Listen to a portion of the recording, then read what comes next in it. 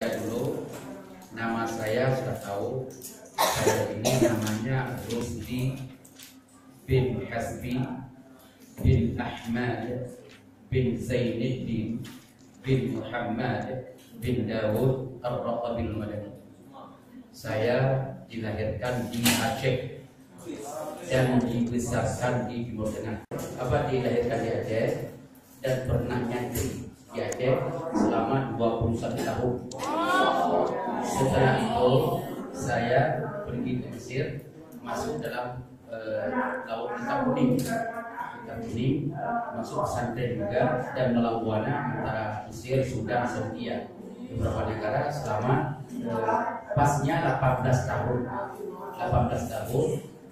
atau 17 tahun lebih, tambah 21, hampir 30 tahun kurang lebih. Itu dalam bahasa Arab dan pesantren sempat membangun beberapa pesantren dan saya sebagai pimpinannya. Waktu itu belum Mesir.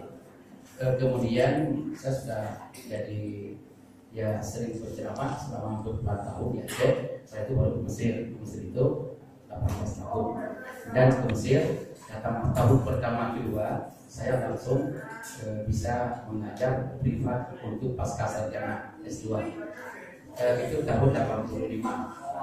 Jadi kalau perjuangan banyak dengan saya dan di Mesir pernah menjadi ketua bagian keilmuan untuk mahasiswa Indonesia dan mengajar di Mesir. Tidak hanya orang Indonesia, Malaysia, Brunei, Thailand, maka Filipina, masuk orang Mesir sendiri ada saya ajar walaupun sebisanya. Saya termasuk di Mesir itu adalah orang yang saya lebih banyak dikenal daripada mengenal. Kenapa? Ya mungkin karena gerakan saya ini yang bisa sumbangkan nanti bagaimana caranya di Mesir itu jangan sampai terlewatkan kesempatan emas. Ini nggak sih disampaikan. Adik-adik sekalian, anak-anakku yang baik, mudah-mudahan jadi orang sukses. Kalau dengar pertama sekali saya katakan, apabila manusia itu dilahirkan tidak ada air langsung di bumi. Kalau masuk dalam air itu dia tenggelam kalau nggak bisa berenang. Ikan kalau dia ditarik ke darat dia mati di air tempatnya, kita darat tempatnya. Makanya orang selamat kalau jatuh tenggelam kapal laut kalau dia bisa berenang. Kalau begitu berenang itu mencoba hidup di alam orang. Berenang itu mencoba hidup di alam yang bukan alam kita. Anda di Indonesia itu budaya yang ada di Mesir, Anda tinggalkan di Indonesia budaya Indonesia. Ya, kalau tidak Anda tinggalkan, mempertahankan budaya Indonesia dalam posisi Anda berada di Mesir, ini akan sulit sekali Anda mendapat ilmu. Sekali lagi, alam manusia kalau mau hidup dalam alam air, belajar berenang. Contoh, masuk ke air jangan pakai sepatu untuk berenang. Kalau di darat pakai sepatu. Kalau Anda budaya Indonesia, cara berpikir Indonesia di Indonesia, masuk ke Mesir mulai ngolah. Tinggalkan beberapa persoalan yang mengganggu kondisi belajar Anda di Mesir. Salah satunya, dicatat aja. Ini main-main berat ya. Saya karena bukan penceramah, cuma berjumpa begini. Pertama, ini tidak semua yang saya sampaikan cuma sekedar gambaran. Jadi istilahnya kiat-kiat kesuksesan belajar Islam di Mesir itu judulnya. Kiat-kiat kesuksesan belajar Islam di Mesir. Itu juga yang saya sampaikan, ya. Ini pengalaman, tidak ada jaminan. Mungkin setelah saya sudah meninggalkan Mesir selama sudah 12 tahun, saya 2003 awal saya menginjak di sini dengan tanpa memiliki bahasa Indonesia, sampai saya nggak mengerti bahasa Indonesia. Tapi ini baru sekarang sudah ya lebih bagus daripada orang yang tidak tahu. Kiat-kiat apa? Kesuksesan belajar Islam di Mesir. Yang pertama, ini tolong ingat, satu judulnya saja nanti diolah. Judulnya adalah tinggalkan BB, ya, telepon HP yang memiliki Android dan sejenisnya, dan seperti internet, main internetan, dan chatting, wa ghairiha. Saya kasihkan, kalau itu tidak Anda tinggalkan, saya tidak bersumpah, habis yakin 100%. Ini jumlah yang hadir 47 orang, tidak ada 3 yang sukses. Kalau itu tidak disimpan, buang habis. Kalau mau sukses, kapan? 4 tahun cuma kok. Kalau itu tidak Anda buang, percuma. Jujur saya katakan, ini saya sebelum itu begini, tinggalkan dulu. Waktu saya di Mesir, saya orang Aceh dilibatkan dalam persatuan Aceh. 9 orang saya masuk ke Mesir, 9 orang dengan saya, orang Aceh. Orang Wali Songo ada hampir 100, Sulawesi hampir 300, ada persatuan-persatuan. Begitu saya meninggalkan Mesir selama 18 tahun, orang Aceh sudah hampir 200 jumlahnya di situ. Kalau Sulawesi kalau mencapai 900, apalagi Wali Songo yang Jawa. Jawabannya, begitu banyak jumlah, hampir 10.000 mahasiswa Mesir per tahun, ya, coba dengar, per tahun yang mengambil S2, S3, doktor, hampir tidak ada setahun S3. Bisa dihitung doktor dari Mesir itu dari pertama merdeka sampai sekarang. Coba tanya sama doktor, sebutkan kepada kami doktor-doktor S3 dari Al-Azhar Kairo atau dari Mesir selama dibukanya belajar di Azhar untuk orang Indonesia. Bisa Anda hitung, tidak sampai 15 orang. Itu maknanya apa? Bikulli su'ubah. Kenapa? Dulu alasannya adalah transportasi. Kami jalan kaki, sebelum subuh kami keluar untuk pergi ke kuliah, sampai di kuliah pas jam 7:30 masuk. Kenapa? Perjuangan di jalan, tidak ada transportasi. Pulangnya dalam udara 4 derajat Celcius, kami pulang ke rumah jalan kaki jam 11 malam sampai. Itu dingin di luar. Bajunya 7 lapis kami pakai. Dia nanti kalau kamu sendiri, kamu ada rasakan 7 lapis bajunya. Sekarang dadanya sudah agak sekitar 10-an udara, mungkin sekitar 5 lapis cukup. Berat persoalan. Pertanyaannya, dulu gagal katanya transportasi cukup. Sekarang gagal transportasi luar biasa di Mesir. Gagalnya dengan karena anak-anak kami tidak mau mendengar kami. Apa yang dengar? Tinggalkan BB-mu. Anda dengan teman ini, dengan teman ini enggak. Kalau saya dengar ada hubungan laki-laki itu, nanti kita bisa kendala juga. Ini teman ini ada 2 kilometer tinggal dengan teman BB dekat tengah malam. Hanya BB itu cuma untuk ketawa-ketawa. Jawabannya, Anda tidak lagi membuka lorong menuju kegagalan. Karena butuh di sana, belajar di Mesir bukan seperti belajar di Indonesia. Belajar di Indonesia adalah lulusnya semuanya lulus tanpa belajar pun lulus. Kalau di Indonesia, di Mesir muqarrar diktat. Kalau Anda masuk syariah, fikih saja itu kita 400 halaman. 400 halaman itu 1 dari 12 kitab. Itu Anda baca. Kalau kamu sudah yang fosil, sanggup saya baca setiap malam 1 kali yang hafal. Tanya dokter tulis. Cara baca itu nggak kuat, jangan sama dengan Indonesia.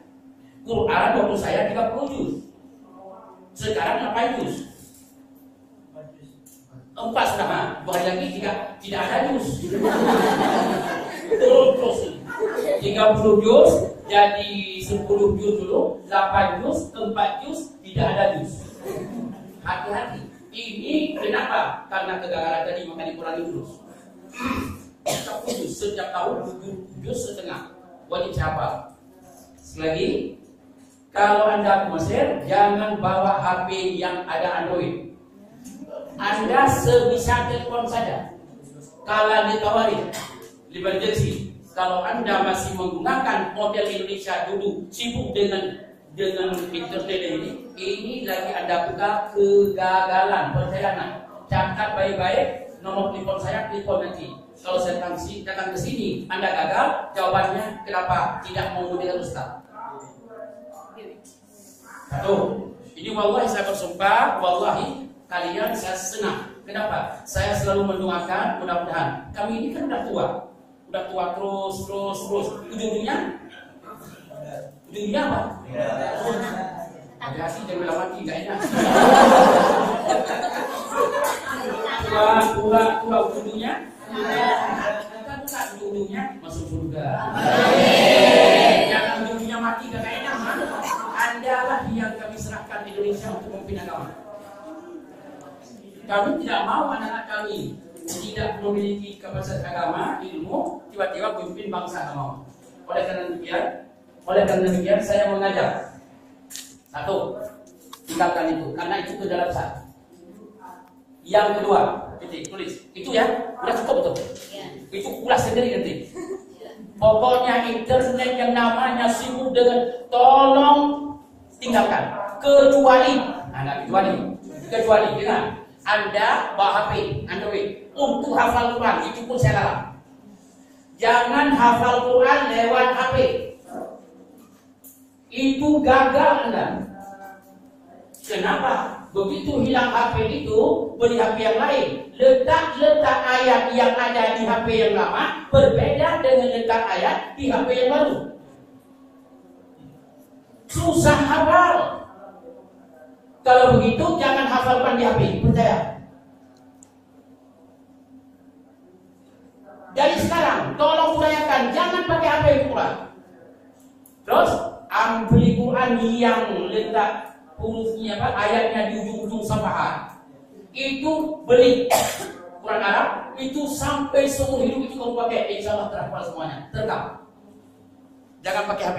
Kalau HP itu sumber kegagalan. Kalau begitu, sudah tiba saatnya Anda hapuskan Al-Quran di HP. Untuk apa? Supaya Anda pakai Al-Quran langsung. Insya Allah hafal. Percaya? Oh, saya nggak hilang HP saya. Saya ikat terus pinggang saya.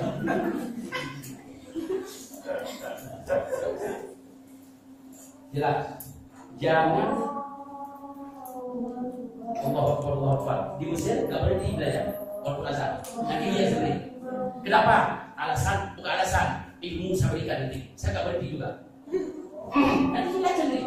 Budaya Indonesia langsung dia. Jangan dulu sampai. Tapi ngomong aja. Berhenti. Tapi ngomong terus. Betul kan? Kita stop dulu karena ada azan.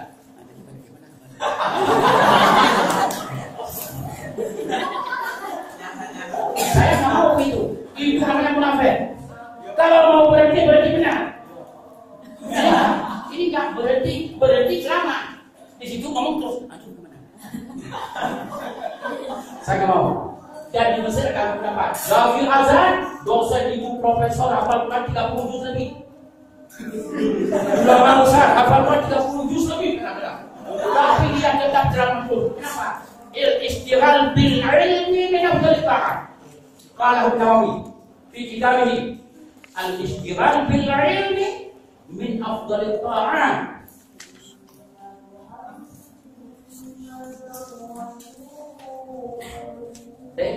Setelah ini mereka salat. Salatnya saya imam. Boleh? Tapi makanya tak lama. Sudah. Waktu tinggal 5 menit lagi. Udah. Kemudian selanjutnya. Sudah. Apa tadi saya katakan? Itu nomor satu apa tadi? Judulnya kegagalan apa? Iya. Yang kedua, kegagalan, sumber kegagalan. Kalau sebalik itu pasti kesuksesan.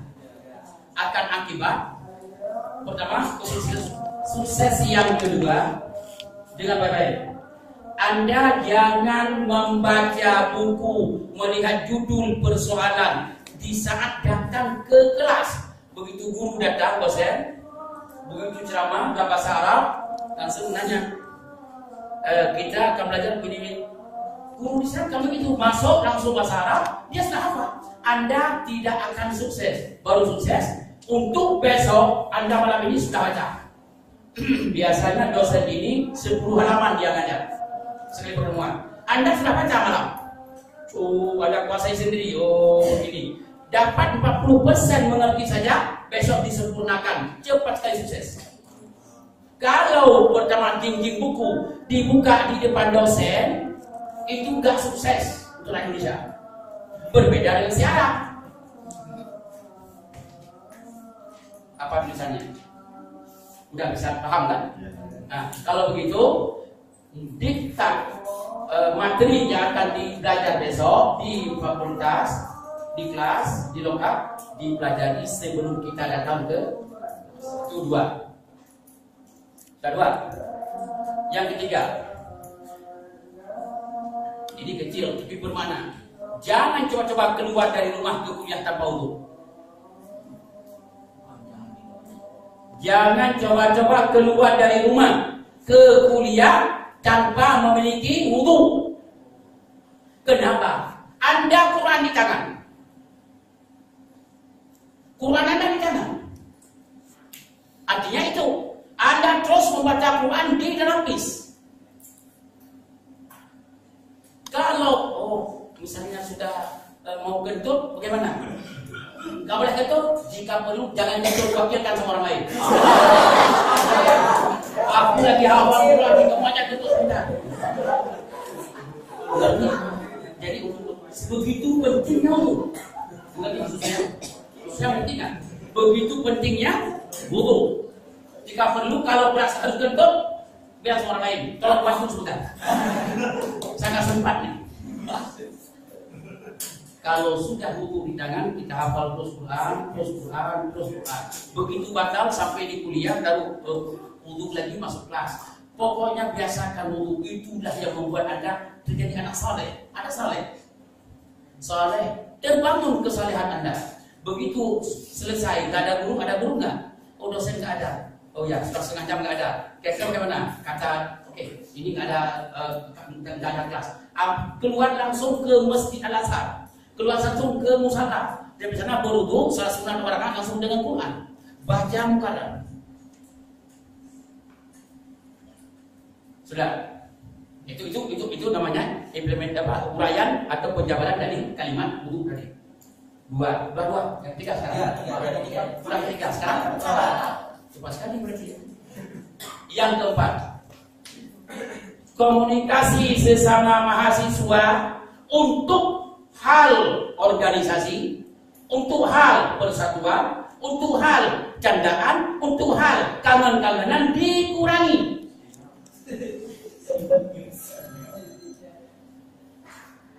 Ini insya Allah sukses. Ini main pacul Pak ya. Ini main pacul dengan mereka. Dan suami saya di sana nggak ada yang ngajar seperti ini. Kayaknya saya terjun payung dulu. Nanti saya bagaimana saya model terjun payung. Sudah apa? Komunikasi sesama teman, khusus yang dari Indonesia. Komunikasi sesama teman di Indonesia. Ya. Organisasi ikatan ini ada ini kita buat organisasi begini kita nanti bakar-bakar ikan. Mudah-mudahan begitu, tidak apa-apa pertemuan cuma hanya untuk menghabiskan waktu kangen-kangenan, tolong dikurangi. Begitu Anda budayakan memperbanyak porsinya ke sana, jawabannya Anda lagi membuka peluang untuk gagal. 4 tahun cuma di sana. S1 aja susah, mau S2 aja. Ini kan S1, ada S1 es krim. Sudah berapa? Yang kelima, ini lawannya langsung lawannya. Yang kelima, tulis apa? Yang kelima, usahakan Anda bergaul seketatnya, sehebatnya. Ambillah dia sebagai teman dalam hidupmu, dalam satu tidur, satu kamar, satu rumah denganmu. Orang Arab. Tapi perhatikan, jangan salah ambil maling. Orang Arab juga amanin. Ambil orang lihat tingkah laku hari-hari kita tahu. Bagaimana Anda ngambil orang Arab untuk komunikasi hari-hari dengan bahasa? Luar biasa Pak. Kemudian kita lihat, ambil jangan salah pilih. Jangan orang yang lebih parah daripada Anda. Hancur moralnya. Pilih bagaimana? Begitu tentang kuliah kita lihat. Pertama, dia memiliki, begitu dia pakaiannya kita bisa lihat ini agak ke mutadayyin. Mutadayyin apa? Beragama kuat. Begitu azan langsung dia ke masjid. Dia sering salat sunat terdapat. Kemudian subuh, kalau kita dalam masjid dia tidak pernah nggak salat subuh masjid. Ini orang mutadayyin. Nah, kalau bisa Anda dekatin dia. Pertama untungnya bahasa, yang kedua keagamaan, yang ketiga kalau nggak ada apa-apa nggak tahu dia mengajarnya, keempat banyak persoalan. Tapi kehati-hatian, jangan salah pilih, walaupun orang begitu nanti salah pilih juga. Bisa utang nggak sebentar, nggak bayar pula nanti. Tolong berhati-hati. Yang jelas itu model. Kalau itu Anda bisa melakukan, insya Allah Anda akan sukses. Makanya ada istilah di Mesir, saya ya. Orang kalau saya pulang ke rumah itu jalan kaki 5 km sebelum rumah, bisnya ada. Tapi kan jalan kaki di jalan itu assalamualaikum, ahlan, marhaba. Orang sana mereka yang langsung kedua. Saya jarang sekali naik bis Transjakarta sekarang di sana. Muncul dapat jarang sekali saya bayar. Mereka yang bayar. Kadang-kadang supir melihat saya langsung dia paksakan saya naik. Enggak, saya mau pulang ke rumah. Naik sebentar dulu aja, kita muter-muter kota katanya. Karena komunikasi saya dengan orang tua, saya bergaul dengan Arab kental. Tapi bukan Arab semuanya. Tapi kalau saya bisa milah-milah. Kalau dengan supir-supir bis kota itu naik nggak bayar. Caranya bagaimana? Nah, kita bergaul, namanya siapa namanya? Mukhtar, ya, Hasta supir, ya Hasta, ayo, Mukhtar, nah, Zayed ya gua, billah ya itu bahasa Mesir, suaranya sampai lonteng benda, lonteng itu beda. Tapi hati mereka itu kalau ngomong ini berdua ngomong biasa ada enggak? Itu Mesir ngomong Mesir cuma 2 cm, loteng katanya sudah cukup. Kata loteng kata-kata katanya sudah cukup, goyang nih. Ingat, kemudian saya ingat lagi, jangan coba-coba Anda marah melampiaskan pakai tangan. Kalau luka dia keluar darah 1 tetes, Anda berat sekali rumah. Bukan di Indonesia, perutnya udah keluar masih jalan. Kalau di sana nggak boleh keluar darah orang, main mukul nggak bisa. Maka orang Muslim itu dorong dia jangan nggak kena. Hidung ketemu hidung. Jadi tangannya nggak mukul, nggak mukul mereka. Di kita belum ketemu aja nggak mukul nggak. Mereka malah sekali jadi giginya ditabrak hidung. Kamu berapa jam kamu lagi. Tangannya begini belakang. Nggak boleh. Undang-undang Mesir memukul kalau tumpah darah belas kali hukumannya.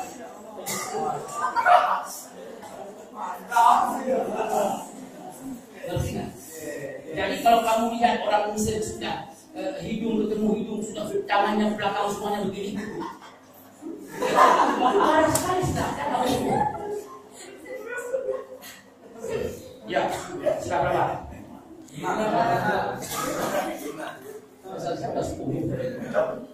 5. Yang keenam. Kalau ada lebih duit dari beasiswa, dari kiriman atau dari mana, jangan dari utang. Anda berutang, utang sana, utang kiri, utang kanan, ada lebih duit. Itu bukan duit namanya. Itu orang itu. Bayar utang dulu. Kalau ada lebih duit Anda sendiri, tolong gunakan duit itu bukan apalagi kita berbuat dengan mobil, pergi Skandaria, ke sana, rekreasi. Jangan. Kalau ada duit, kalau mau sukses 4 tahun bisa sukses, Anda setiap tahun ada pameran kitab internasional. Di situ Anda akan lihat, belilah buku-buku yang Anda itu cenderung kepada ilmu itu. Contoh, Anda masuk tentang masalah syariah, Anda kayaknya senang dengan fiqh dan usul fiqh. Di pameran kalau ada uang lebih, belilah buku tentang fiqh dan usul fiqh. Jangan beli buku yang lain, walaupun penting sekali. Dari jurusan dari bina sendiri. Ada yang senang tentang bahasa Arab, bukan Arabia. Beli buku yang berkaitan dengan itu kalau ada lebih. Sehingga perpustakaan Anda selama 4 tahun kelihatan jurusan Anda. Dan Anda baca setiap saat. Saya alhamdulillah, saya catat soalnya. Saya lebih 4.000 buku, lebih 6.000 buku saya baca. Kalau nggak percaya, lihat, pergi ke rumah saya. Tapi jangan sekarang.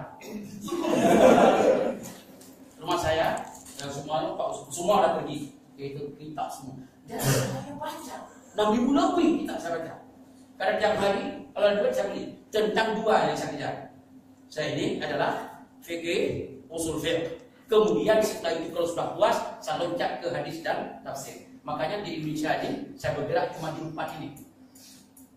Saya dosen pasca sarjana usul fiqh, dosen pasca sarjana fiqh muqaranah, dosen pasca itu jadi ke situ ujungnya. Fiqh tafsir hadis itu. Jadi fiqh dan usul fiqh sebagai sudah. Jadi sudah berapa? 6. Yang ke-6 sekarang 7. Ya, yang ke-7 demikianlah.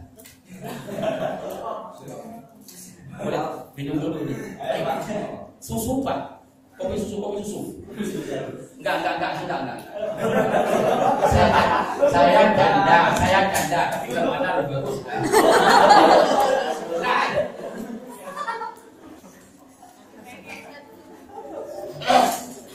Kemudian, yang ke-7. Kalau ada tawaran, Anda biasa. Kalau saya putus nanti. Kalau ada tawaran tenaga musim haji dari Mesir dipinjam 100 orang kirim ke Saudi pimpin haji, itu kan duit. Dapat 10 juta anak-anak sekali kerja 1 tahun, sudah haji lagi. Jangan ngiler, jangan tergiur, jangan tergoda dengan itu. Begitu tergoda berarti awal dari kegagalan. Terus kemana? Biarin saja. Kamu enggak ada duit, insya Allah enggak. Pokoknya enggak kanan ke sana. Begitu kepegang dolar, mata biru jadi hijau, mata hijau jadi kuning. Akhirnya apa? Jadilah Ustaz Fulus. Orang yang sampai ke Mesir begitu tahun pertama haji untuk usaha duit rata-rata gagal. Tanya sama orang Mesir, hampir 95% yang tergiur dengan uang di Saudi, banyak gagal. 95% gagal. Kalau ditawarkan, Mas, ini lagi, kamu kerja musim ini dapat duit enggak untuk tahun pertama, tahun kedua, ketiga enggak. Tahun keempat kalau Allah berikan saya kemudian, saya insya Allah haji. Kalau pertama masuk wilayah cari duit, gagal. Jelas? Sudah berapa? 7. Yang berapa sekarang? Berapa? Bilang kita. Kenapa? Ini kawan. Tolong tutup matamu pakai kacamata kuda kalau bertemu dengan perempuan Indonesia dan laki-laki Indonesia. Jangan Anda membina hubungan. Tolong tidak ada nomor HP-mu berapa sih saya? Tolong putuskan, jangan Anda istilah sekarang berpacaran. Anda jauhkan itu. Begitu terlibat dalam berpacaran, maaf ya, mending Anda kerja di Saudi, semua yang itu Anda amalkan tanpa berpacaran lebih baik. Karena berpacaran akan mengganggu persoalannya, banyak persoalan Anda lebih tahu. Tutup persoalan dengan berpacaran. Dan jangan Anda menanyakan kepada perempuan, kalau bisa Anda tanyakan kepada laki-laki. Kecuali nggak bisa memang. Ada orang satu perempuan di tengah jalan, simpang 4 simpang, Anda pergi ke jalan pulang. Ada perempuan, kata usah jangan nanya. Tunggu laki-laki sampai 2 hari nggak datang-datang. Itu boleh Anda tanya, namanya emergency literal. Faidah Operto Pasalua. Kalau sudah memang emergency tanya. Tapi ada laki-laki dan perempuan. Ada perempuan jatuh di sini. Alamatnya kemana? Alamat begini. Kata isi rumah itu. Alamatnya rumah saya aja. Ulang. Tidak boleh kurangi komunikasi dengan perempuan kecuali kalau penting sekali. Ini sumber-sumber kehancuran saya bilang. Ini pengalaman. Rata-rata anak yang berpacaran di Mesir itu tidak sampai 8 tahun, 10 tahun, 12 tahun baru selesai S1. Rata-rata. Kenapa? Karena dia lagi ngejar S1 yang satu lagi. S1 itu ditinggalkan. S1 ini tidak. Jelas? Sudah berapa? 8. 10 aja ya. Yang ke-9. Ini sudah saya masuk dalam skrip. Kalau Anda masih berani meninggalkan salat berjamaah subuh di masjid, Anda calon orang gagal.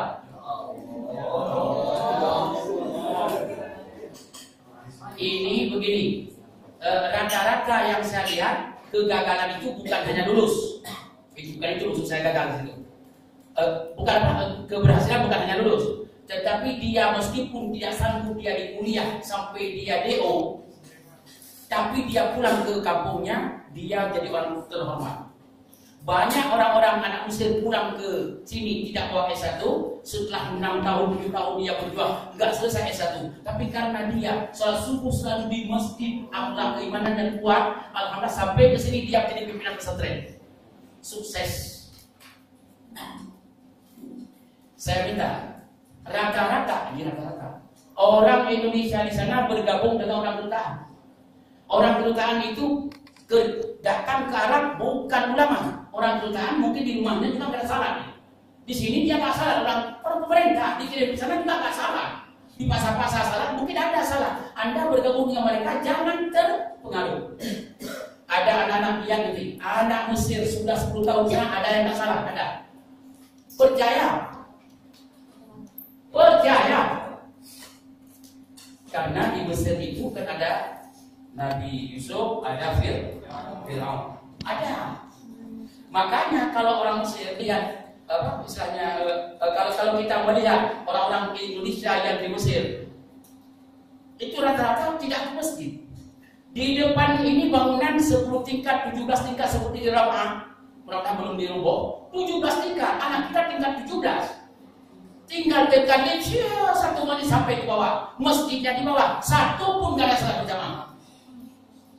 Padahal antara rumah dia cuma 2 menit ke masjid, nggak datang ke masjid.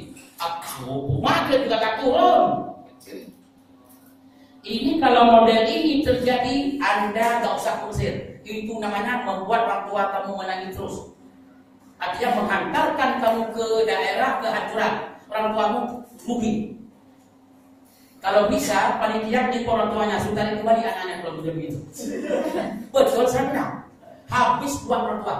Kalau sekali lagi, tolong salat berjamaah selama di Mesir bisa dihitung jari yang tinggal salat berjamaah. Salat berjamaah bukan salah. Jamaahnya yang meninggalkan salat secara berjamaah bisa hitung jari. Selama Anda ada 4 tahun di Mesir. Subuh usahakan. Tidak ada istilah saya begadang, tidak ada istilah. Kalau itu sanggup Anda bebani Anda sendiri, kamu yang sudah berjuang mengurungkan diri, menangis setiap hari, berjuang anaknya sukses di Mesir. Dia orang tuamu itu mengatakan, ya Allah, aku hantarkan anakku ini, aku lepaskan kerinduanku kepadanya demi masa depannya, ya Allah. Ya Allah, selamatkan dalam pesawat, selamatkan dalam belajar. Ya Allah, jadikan anakku anak orang yang saleh, jadi orang-orang yang baik. Jangan anakku menjadi orang-orang yang gagal. Orang orang tuamu menangis, jangan sampai air mata orang tuamu kamu lap pakai batu karang. Sayang kepada orang tuamu. Di atas sajadah dia duduk. Bapak udah telepon si Ananda, baru kemarin Allah udah menangis terus membakar kamu. Tiba-tiba kamu kerja di masjid apa? Subuh kagak sah di masjid, kagak berjamaah, kagak baca Quran, sibuk dengan berpacaran, sibuk dengan baca Quran, yang sibuk dengan internet. Pertanyaannya, mau dikemanakan air mata orang tuamu itu?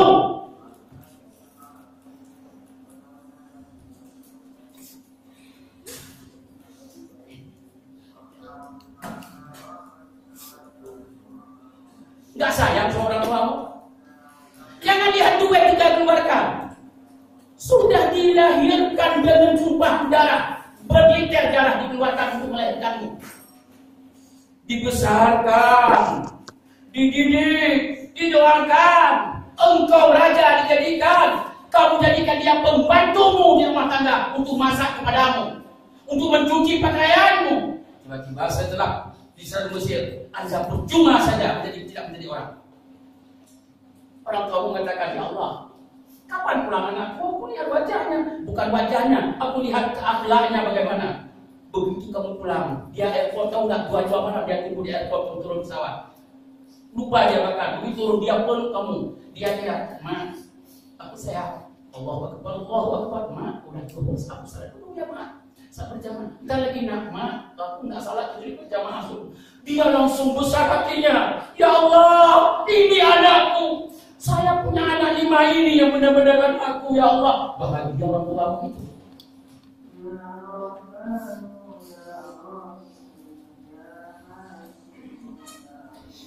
Jangan kamu mengecewakan orang tuamu. Ini terakhir saya ngomong.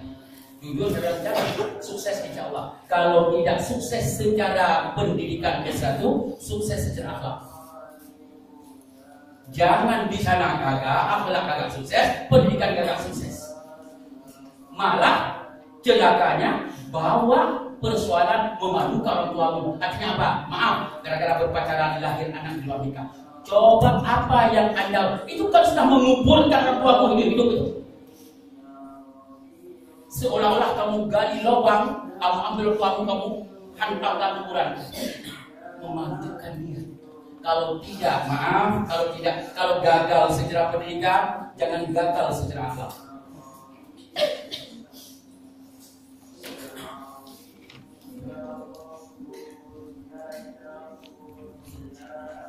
Jelas?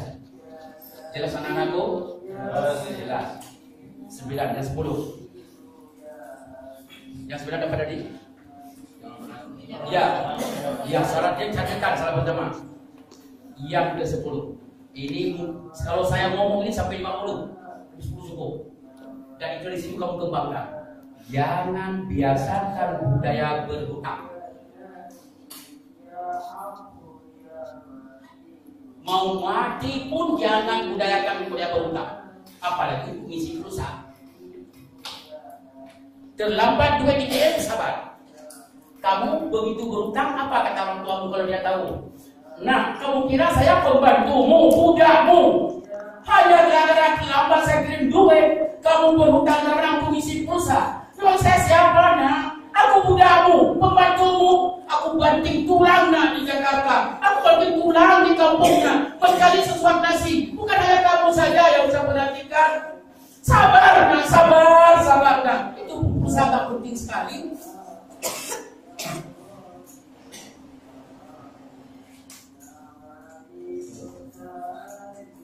Kecuali karena mukarrar penting sekali beli, orang sudah beli 2 bulan kita belum ada. Kalau memang jangan berutang, bagaimana? Ada sisa duit 1 rupiah, 2 rupiah bisa fotokopi di mana baru? Tidak teman-teman, maaf fotokopi sebentar ya.